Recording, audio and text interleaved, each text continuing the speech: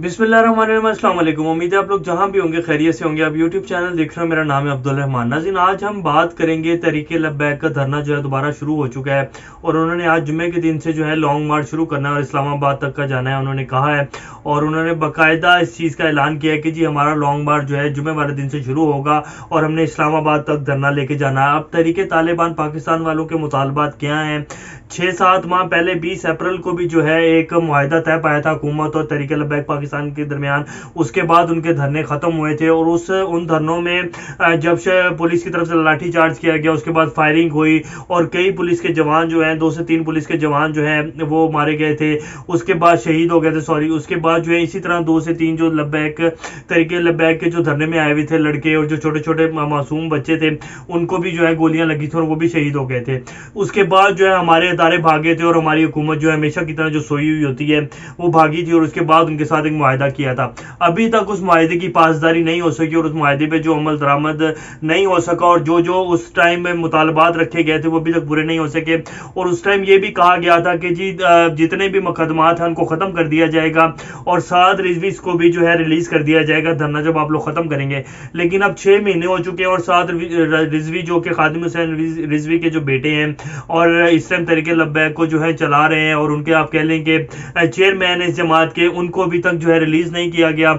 और अभी उनके क्या मुतालबात हैं वो आज आपको इस व्लॉग में बताएंगे। और उसके साथ जो आज दूसरी स्टोरी पे बात करेंगे हम, पिछले कुछ दिनों से 3 से 4 दिनों से जो है हमारे सोशल मीडिया के ऊपर आसमा शराजी साहब का एक कॉलम जो है बहुत डिस्कस हो रहा है। उन्होंने उस कॉलम में क्या क्या कहा, उसके बाद फिर शहबाज गिल साहब की प्रेस कॉन्फ्रेंस, और ये सारा एक जो है हमाम बरपा हुआ है मीडिया के ऊपर। मीडिया कह रहा है कि जी हुकूमत की तरफ से हरास किया जा रहा है और खास तौर पे आसमा शराजी और उनके साथ जितनी भी खवातीन जर्नलिस्ट हैं वो तो स्ट्रेट फॉरवर्ड ये इल्ज़ाम लगा रही हैं कि जी हमें हुकूमत की तरफ से और हुकूमत के जो नुमाइंदगान हैं, जो स्पोक्स पर्सन है, उनकी तरफ से हरास किया जा रहा है खवातीन जर्नलिस्ट को।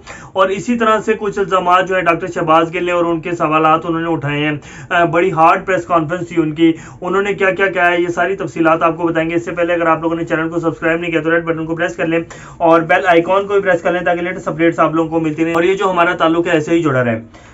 सबसे पहले मैं आज आपको आज की डॉन न्यूज़ की जो खबर है वो बता देता हूँ। उसके बाद मैं बताऊंगा कि ये जो तहरीक लब्बैक पाकिस्तान वाले हैं इन्होंने अब मुतालबात किया है और इनके पुराने जो मुतालबात थे वो क्यों नहीं पूरे किए और इस टाइम शेख रशीद साहब कहाँ हैं। शेख रशीद साहब का जो लेटेस्ट बयान है फ्रांस के सफीर के बारे में वो क्या कहते हैं, पहले मैं आपको ये खबर बता दूँ फिर बताता हूँ कि इस टाइम हो क्या रहा है और ये अब धरना किस तरफ जा रहा है। Road blocked metro bus service suspended in Pindi ahead of the TLP long March two capital. Police is the twin cities of Islamabad and Rawalpindi have blocked certain roads with containers while the metro bus services has been suspended in the letter as authorities gear up for the long march by the band Tariq Lubback Pakistan on Friday. Over 200 police officials are being deployed on the main points to counter the TLP march. 2000 से ज़्यादा जो है police एहलकार जो है तैनात कर दिया गया और उनको स्पेशल गेयर अप किया गया है और मेन पॉइंट्स को जो है जितने भी मेन पॉइंट्स हैं इस्लामाबाद की तरफ जाने वाले लाहौर से इवन के अब आने वाले जो आज आप देखेंगे आज रात या कल तक जो है ये भी ऐलान कर दिया जाएगा कि जी मोटरवे को भी बंद कर दिया गया है ताकि जो है इनकी जो मार्च है वो इस्लामाबाद तक ना पहुंच सके। इसी तरह फैज़ाबाद इंटरचेंज में भी ये आपके सामने तस्वीरें चल रही हैं आपकी स्क्रीन के ऊपर। फैज़ाबाद इंटरचेंज लाहौर के मुख्तलिफ जो मेन शाहरा हैं जो कि नेशनल हाईवे से उसके बाद जो कि मोटरवे से मिलती हैं उन सबको जो है कंटेनर रख के ब्लॉक कर दिया गया।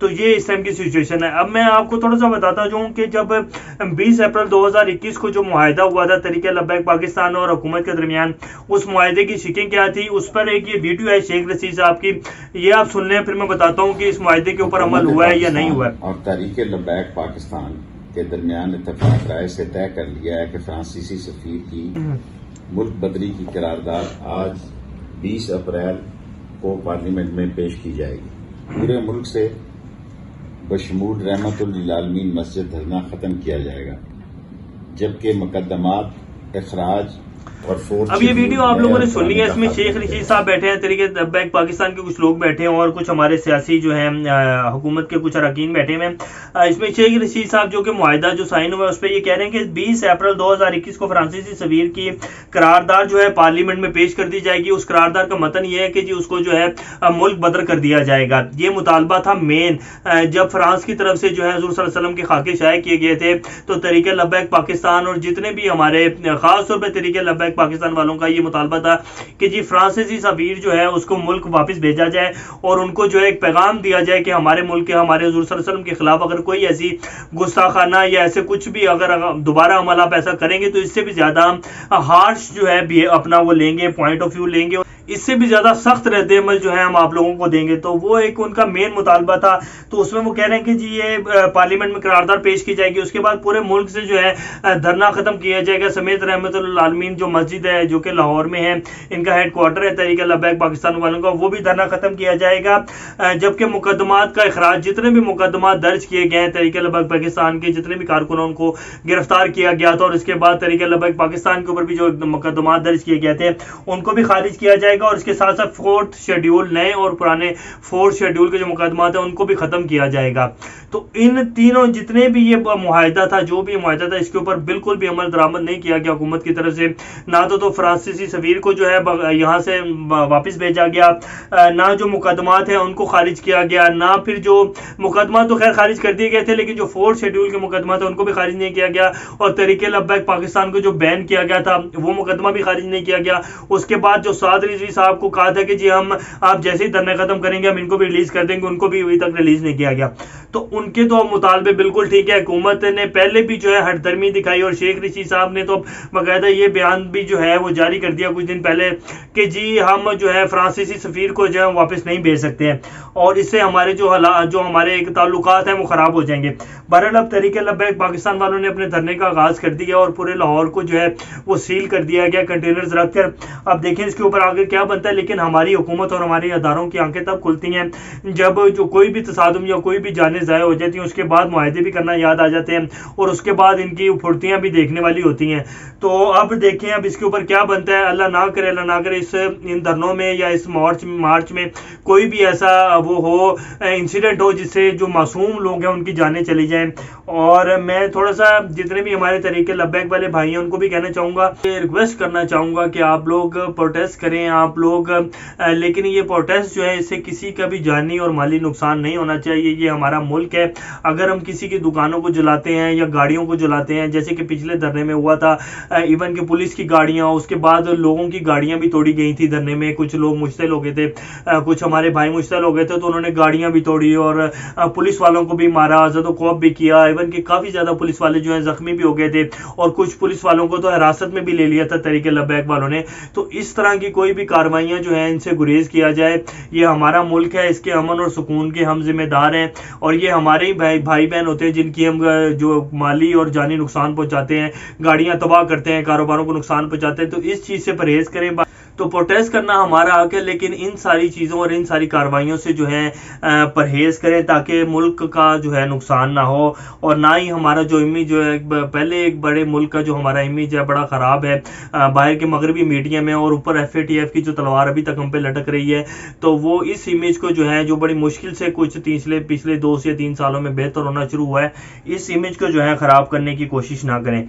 तो अभी देखते हैं हुकूमत पे क्या बनता है। लेकिन अभी जो वज़ीर आला पंजाब उस्मान बुज़दार साहब हैं उन्होंने तो कह दिया कि जी हमने अपनी एक टीम बना दी है जो कि अब तरीके लब्बैक वालों से जो जाके है बातचीत करेंगे और मुज़ाकरात करेंगे। देखते हैं इसके ऊपर आगे क्या बनता है। अब मैं बात करूंगा आशमा शराजी साहब का। BBC का जो कॉलम है BBC ने शाया कर दिया। आशमा शराजी साहब ने लिखा कॉलम कहानी बड़े घर की, जिसमें उन्होंने हुकूमत के ऊपर भी कुछ तनकीद की। उसके बाद फिर उन्होंने बताया ये पिछले दरअसल वो सारा के सारा कॉलम जो था उसमें जो मेन उसका एजेंडा था वो 2 ही बातें हैं उसमें, जो पिछले दिनों PTI की हुकूमत में और फौज के दरमियान एक तनाज़ा पैदा हुआ था जिसमें DGIS जनरल फैज़ हमीद साहब को हटाकर जो है वो कोर कमांडर पेशावर लगाया गया और नए जो DGIS है उनको तैनात करने का जो तनाज़ा खड़ा हुआ था, जिसमें हुकूमत में जब वो समरी आई फौज की तरफ से तो उसके ऊपर साइन नहीं किए गए, और फिर मीडिया में भी उस चीज़ को हाइप मिली, और फिर वो जो एक सारा एक पिछले दिनों जो तनाज़ा खड़ा हुआ है उसके ऊपर उन्होंने कॉलम लिखा, और फिर उन्होंने उस कॉलम में जो है बड़े घर की कहानी है, मैं वो कॉलम तो पूरा आप लोगों को पढ़ के नहीं सुनाऊंगा, लेकिन उन्होंने अपने जो आज़ादी सहाफ़त का जो हक है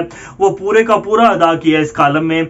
और आज़ादी सहाफ़त, अब मैं आपको इसकी कुछ सीधा सीधा बातें जो पढ़ के सुनाऊंगा तो आप लोग बेहतर फैसला करने वाले हैं क्या ये आज़ादी सहाफ़त है या इसमें कुछ और भी जो है वो किया गया है।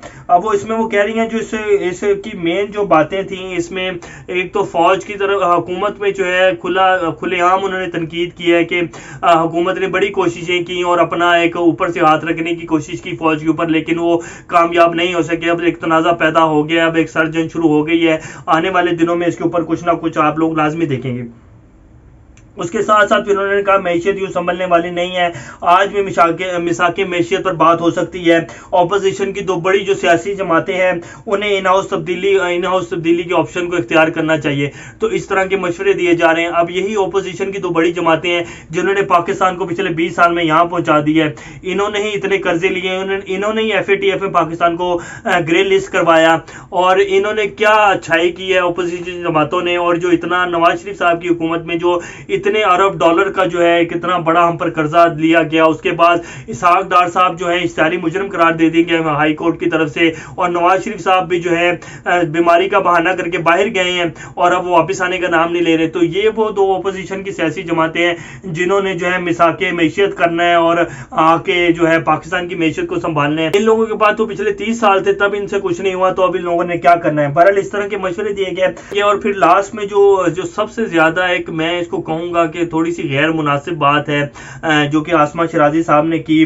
अब इसको आज़ादी सहाफ़त मैं इसको यही कहूँगा कि आज़ादी सहाफ़त तो ठीक है इसमें, लेकिन इसमें किसी की इज्जत को उछालना नहीं चाहिए। अब इसमें जो इन्होंने लास्ट पे जो अपना कुछ बातें कुछ फिक्रे लिखे और उसको बाद में इन्होंने ट्वीट भी किया। इन्होंने कहा जी काले बकरे सरेदार चढ़ाएं या सुइयां चुभोएं, कबूतरों का खून बहाया जाए या पुतलियां लटकाई जाए या जंतर मंतर किया जाए, अब इससे कोई फर्क नहीं पड़ना और इससे कोई मैशियत नहीं संभलने वाली और कोई फौज के और हुकूमत के जो ताल्लुकात हैं वो अच्छे होने वाले नहीं हैं। दरअसल इन्होंने ये अटैक किया है बुशरा मानिका जो कि फर्स्ट खातून अव्वल हैं, इमरान खान साहब की बीवी हैं।